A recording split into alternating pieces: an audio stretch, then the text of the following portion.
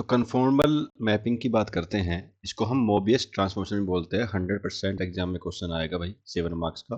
तो कैसे करना है, क्या होता है, ये भी देखना है। और 2 मार्क्स का आता है व्हाट इज कन्फॉर्मल मैपिंग। तो कन्फॉर्मल मैपिंग में आपको क्या करना होता है, ट्रांसफॉर्म करना होता है कि भैया ट्रांसफॉर्मेशन इसको बोलते हैं। ट्रांसफॉर्म का मतलब होता है चेंज करना।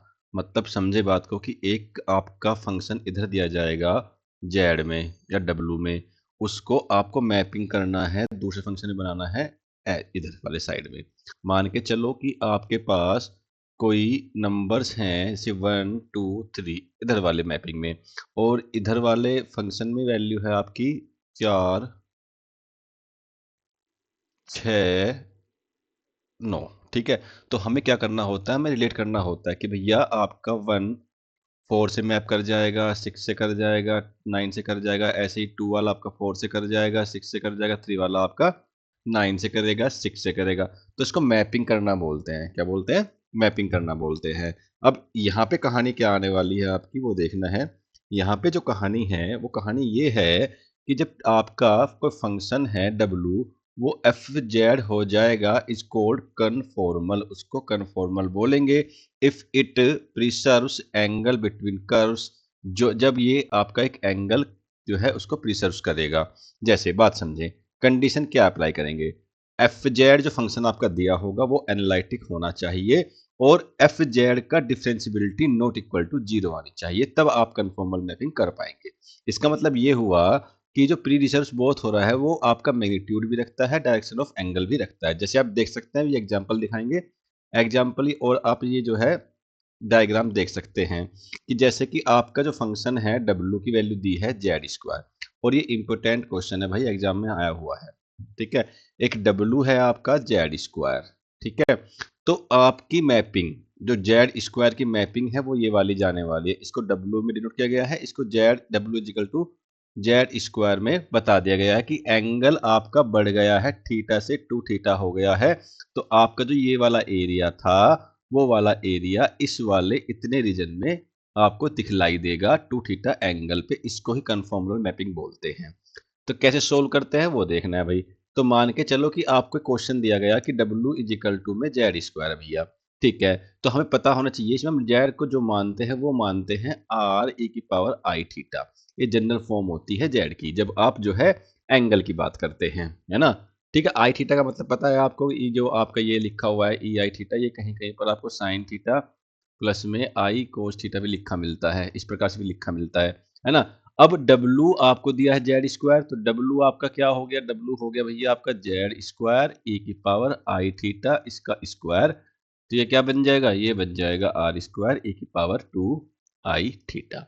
तो ये आपका W है। अब मुझे बताइए जो आपका जेड में एंगल थीटा था, जो आपका जेड में यानी जेड यहाँ पर एंगल आपका थीटा था, W में जाने के बाद वो एंगल आपका क्या बन गया, 2 थीटा बन गया।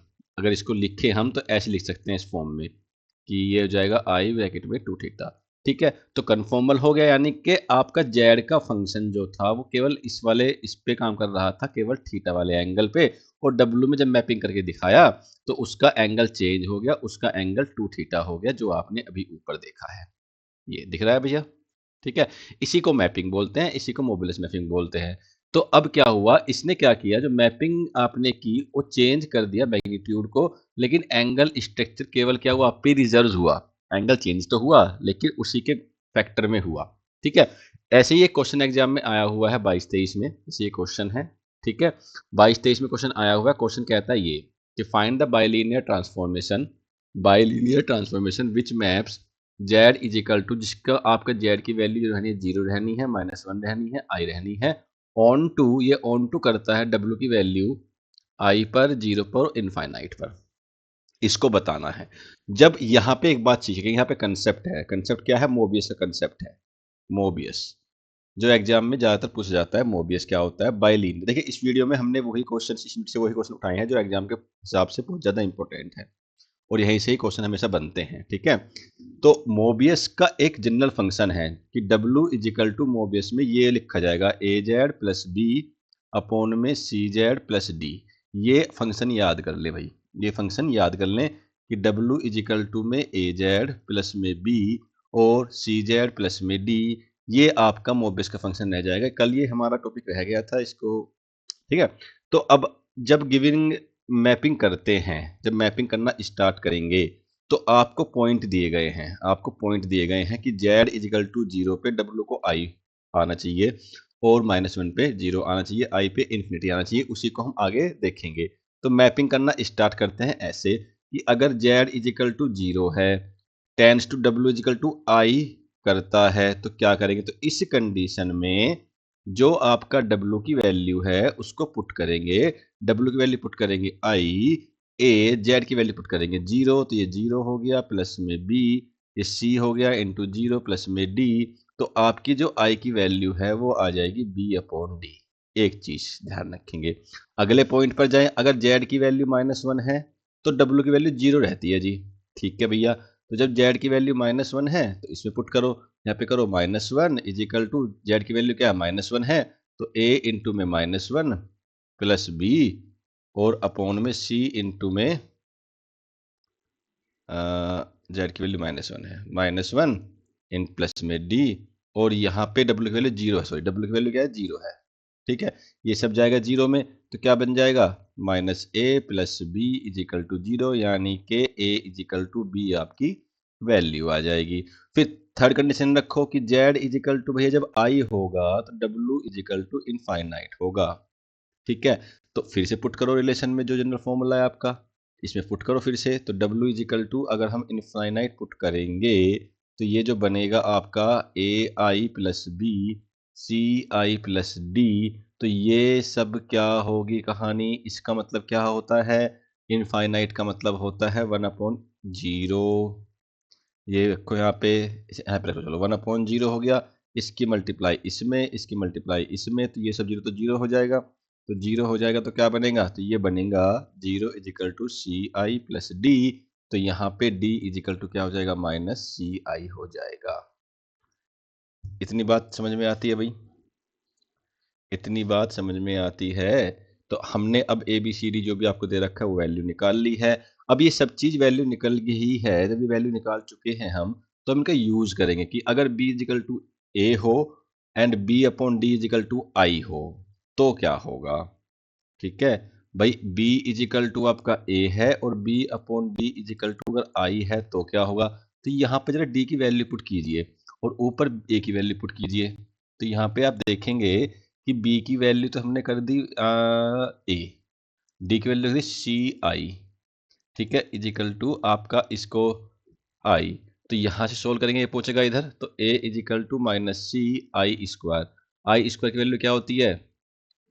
-1, तो ये आ जाएगा आपका c।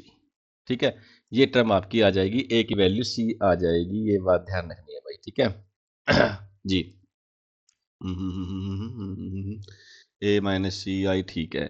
अब इसको क्या करेंगे? अब हम जब a की वैल्यू c आ गई है तो जो हमने w माना था स्टार्टिंग में, जनरल फंक्शन माना था, उसको लेके आइए दोबारा, और वहां पर जहां पर आपका क्या था, ये वाला फॉर्मूला था ना भैया आपका, ये था ना, ये, तो जहां पर आपका a है वहां ये वाली पुट कीजिए, जहां पे वैल्यू आपकी b है वहां पे a पुट कीजिए, वहां पे आप जो है वैल्यू पुट कीजिए, z की जगह आप z रखिए, d की जगह उसकी वैल्यू पुट कीजिए, और c इजिकल टू 1 पर इसको सोल्व कीजिए, तो सोल्व करने पर जो आपका आंसर आएगा वही आपका मोबुलस ट्रांसफॉर्मेशन होगा, दैट्स इट। ठीक है, तो इसमें क्या समझे आप लोग? इसमें ये समझे भैया, मोबिलियस या बाइलिनियर में एक चीज समझ लें कि आपको जेड में वैल्यू पॉइंट दिए जाएंगे, डब्लू में पॉइंट दिए जाएंगे, और एक बार इसको और डब्लू के जो वैल्यू रहने वाली है वो जनरल फंक्शन रहने वाली है, जो फंक्शन आपका ये वाला है कि ए जेड प्लस बी अपॉन सी जेड प्लस डी रहने वाला है भैया, है ना, यानी कि ए जेड प्लस बी और सी जेड आपका प्लस डी, ये वैल्यू रहने वाली, यहाँ पुट कीजिए, मैपिंग निकाल लीजिए। ठीक है, इसी का एक एग्जांपल और देखेंगे हम। तो मोबुलस क्या कहता है कि अगर ये हम रखते हैं जनरल वैल्यू ए जेड प्लस बी अपॉन सी जेड प्लस डी, तो यहाँ पर आपका अगर a इंटू डी करे माइनस बी इंटू सी करे नॉट इक्वल टू 0 आना चाहिए, ये कंडीशन है, ध्यान रखो भाई, 2 नंबर्स भी ध्यान रखना है। ठीक है, तो ये आपका एक सर्कल बनाएगा और लाइंस होगी, लाइंस इंटू सर्कल और लाइंस बनाएगा, तो मैपिंग जो होगी it map circle and lines into circles और लाइन, तो यही बनता रहेगा। ठीक है, कि सर्कल लाइन में मैप करेगा और सर्कल लाइन में मैप करेगा। ठीक है, तो क्वेश्चन दे रखा है, फिर से क्वेश्चन दिया कि आपको अगर W equal to z minus one और अपॉन जेड प्लस वन मिल जाता है, तो if z lies on real axis W will also lies transfer curve line या लाइन। ठीक है, कि अगर आपका जेड रियल एक्सिस पर लाई करता है तो डब्लू आपका हमेशा कर्व बनाएगा, सर्कल फॉर्म में लेके आएगा। ठीक है, तो ये क्वेश्चन एग्जाम में आया हुआ है, ये देख लो भाई, सिंपल सा क्वेश्चन है, 7 मार्क्स में क्वेश्चन आया हुआ है, तो 2 मार्क्स में भी आया हुआ है, है ना।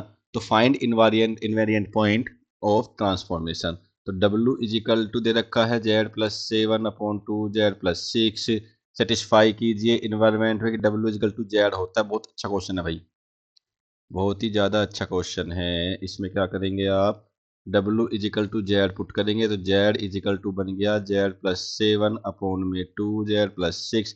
इसको रिसोल्व करना है भाई, जेड की वैल्यू निकाल लेनी है, आराम से करो। ये जाएगा इधर तो क्या बनेगा, जेड इंटू में 2 जेड प्लस 6 जेड प्लस 7, तो क्या बन गया 2 Z square plus 6 Z equal to Z plus 7। ये इधर लाइए तो क्या बनेगा 2 Z square minus plus 5 Z minus 7 equal to 0। ये आपकी बन गई एक द्विघात समीकरण, क्वाड्रेटिक इक्वेशन। इसको सोल्व कर लो, जेड की वैल्यू निकाल दो, कहानी खत्म। तो ये सोल्व करने के बाद में आपकी कुछ कहानी ये वाली आ रही है, पॉइंट निकलते हैं 1 माइनस 7/2। तो भैया इसी को बोलते हैं आपके कन्फॉर्मल मैपिंग। ठीक है, और कन्फॉर्मल मैपिंग का क्या होता है, मॉडुलस। ठीक है, इसमें आपको ध्यान रखना है कि क्या होना है कि कंडीशन आपकी फंक्शन एनालिटिक हो, डेरिवेटिव हो, जो कि नॉट इक्वल टू 0 के होना चाहिए। ठीक है, मोबियस ट्रांसफॉर्मेशन, आपका जो मैप्स है वो लाइंस, अगर लाइंस आपका लाइंस जेड दिया हुआ है तो डब्ल्यू की मैपिंग आपकी कर्व की होगी। ठीक है, और अगर जेड आपका कर्व दिया हुआ है, सर्कल में दिया हुआ है मतलब, तो आपका जो डब्ल्यू होगा वो लाइन में आएगा। ये बात ध्यान रखनी है, कहानी खत्म बस। ठीक है भैया, इन्वायरमेंट पॉइंट आपको निकालने हो, कहीं पर इन्वायरमेंट पॉइंट निकाल लो तो डब्ल्यू की वैल्यू क्या रख दो, जेड पुट कर दो, सोल्व कर लो, क्वाड्रेटिक इक्वेशन बन के आएगी, कहानी खत्म। ठीक है, तो ये हमारे यूनिट 4 के कुछ इंपॉर्टेंट टॉपिक्स थे जो आपके कंप्लीट हो गए हैं। इन्हीं के अंदर से क्वेश्चन पेपर में आएगा, ये पक्का भरोसा रखें। ठीक है, चलिए, थैंक यू।